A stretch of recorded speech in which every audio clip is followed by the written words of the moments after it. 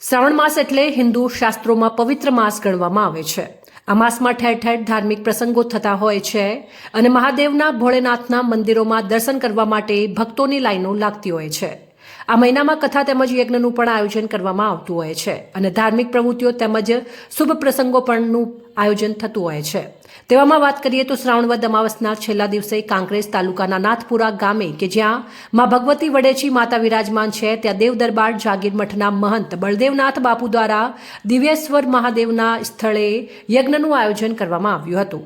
નાથપુરા કુડવા તેમજ બહાર ગામથી આવેલા સૌ ધર્મ પ્રેમી જનતાએ યજ્ઞના દર્શન કર્યા હતા અને 1008 મહંત શ્રી બળદેવનાથ બાપુએ ધર્મપ્રેમી જનતાને આશીર્વચન પાઠવ્યા હતા।